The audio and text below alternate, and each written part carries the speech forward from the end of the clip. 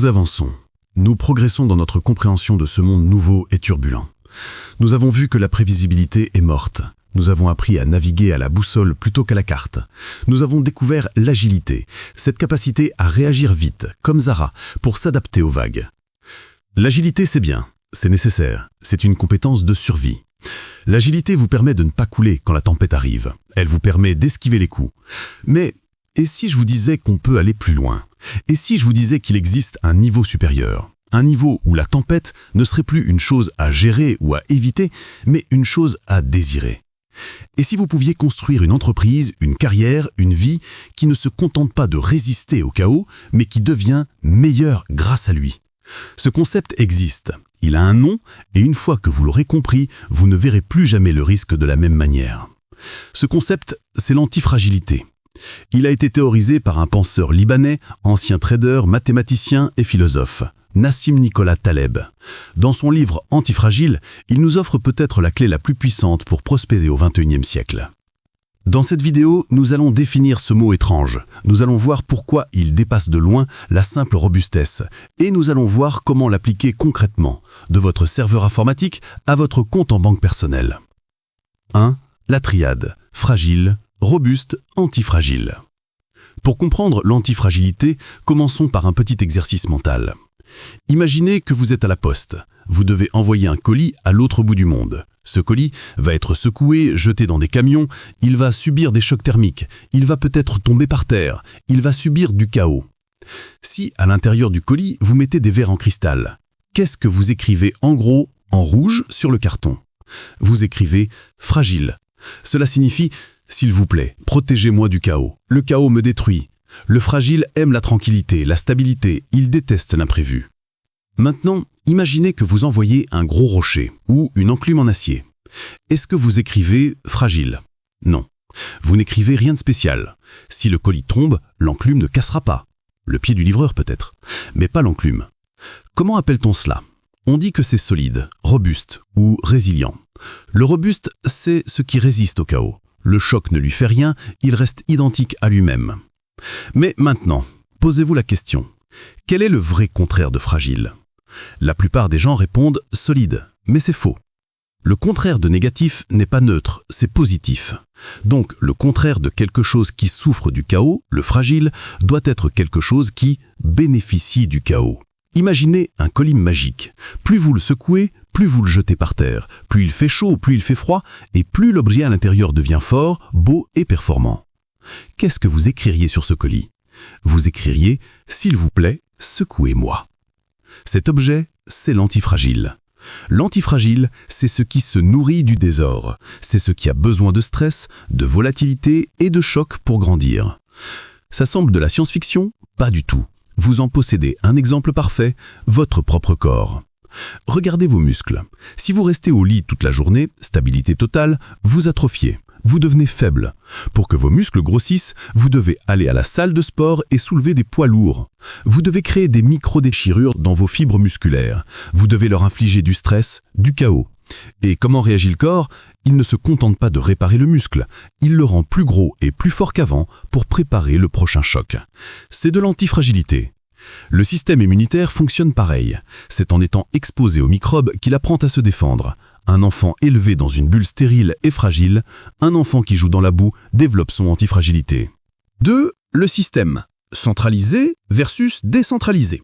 Maintenant, transposons cela au monde des affaires et des technologies. La grande erreur de l'ère industrielle a été de confondre efficacité et robustesse.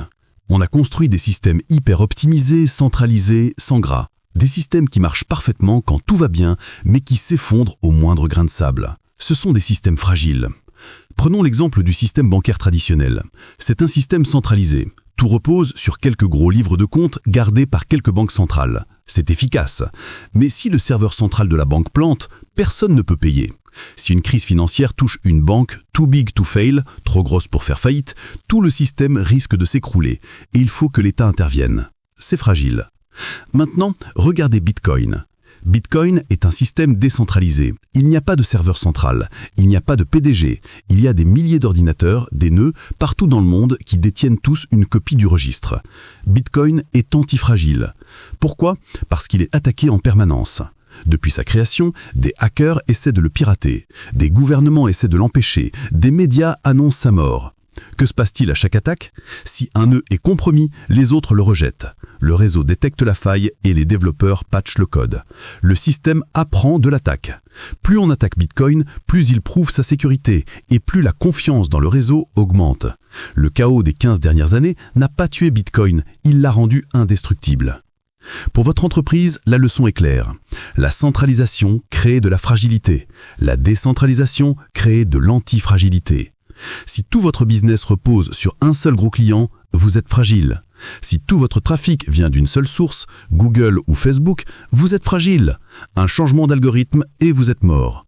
Si vous avez 1000 petits clients et 5 sources de trafic différentes, vous êtes robuste. Si un lâche, les autres tiennent.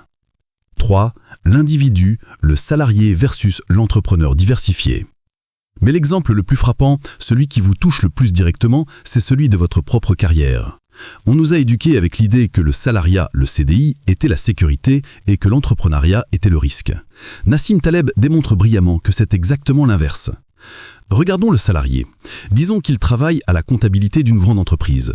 Tous les mois, le même salaire tombe. C'est stable, c'est prévisible. La courbe de ses revenus est une ligne droite, calme. Cela ressemble à de la sécurité. Mais en réalité, c'est de la fragilité extrême. Pourquoi? Parce que ce salarié a une dépendance unique. Il dépend à 100% du bon vouloir de son employeur. Il n'est pas exposé au petit stress du marché, la volatilité quotidienne. Il est protégé artificiellement. Mais le jour où une crise arrive, le jour d'un plan social, le jour où une IA le remplace, le choc est total.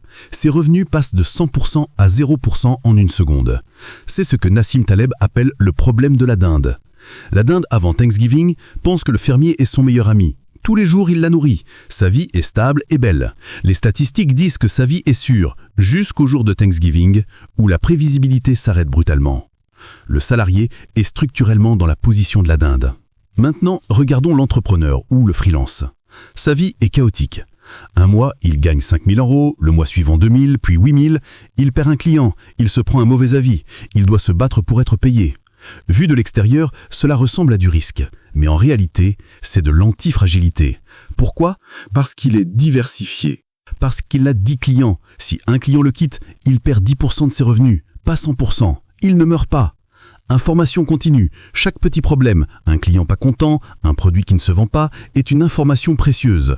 Il reçoit des signaux de stress en permanence qui l'obligent à s'adapter, à s'améliorer, à rester vigilant. Il ne s'endort pas. Adaptation. Comme le système immunitaire, il se renforce à chaque petit choc. Il apprend à négocier, à vendre, à pivoter. En cas de crise économique majeure, le signe noir, qui va survivre? Le salarié qui n'a jamais appris à chasser et qui attend qu'on le nourrisse, ou l'entrepreneur qui a passé des années à naviguer dans la jungle et à gérer l'incertitude? L'entrepreneur a développé des muscles que le salarié a laissé s'atrophier. Conclusion, aimez vos erreurs. Alors, comment devenir antifragile? C'est pas une recette magique, c'est une posture. Numéro 1, ne cherchez pas à supprimer tout risque. Cherchez à prendre beaucoup de petits risques dont le coût est faible, mais dont le gain potentiel est énorme. Rappelez-vous la stratégie des business angels ou du MVP. Si vous lancez un petit produit et qu'il rate, vous perdez du temps. Petit risque. S'il marche, vous gagnez une entreprise. Gain énorme. Numéro 2. Redondance et marge de manœuvre. L'efficacité est l'ennemi de la survie. Ayez toujours un peu plus de trésorerie que nécessaire. Ayez plusieurs compétences. Ayez plusieurs fournisseurs. Ne soyez pas flux tendu sur tout. La nature a 2 reins, 2 poumons. C'est de la redondance. C'est de l'antifragilité. Numéro 3. Aimez vos petites erreurs. C'est le point le plus important. Les petites erreurs sont des vaccins. Si vous faites une erreur tôt, quand vous êtes petit, ça pique un peu, mais vous apprenez la leçon. Cette leçon vous empêchera de faire la même erreur quand vous serez gros et que ça pourrait vous tuer. L'entrepreneur antifragile ne cherche pas à être parfait, il cherche à faire ses erreurs le plus vite possible tant qu'elles ne coûtent pas cher.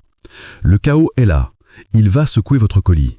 La question est-ce que vous avez construit une entreprise en cristal ou une entreprise vivante qui se nourrit de l'énergie de la tempête? Dans la prochaine et dernière vidéo de ce module, nous allons voir comment développer l'organe sensoriel de l'antifragilité, comment utiliser cette vigilance pour détecter avant les autres les tempêtes qui arrivent. Nous allons parler des signaux faibles.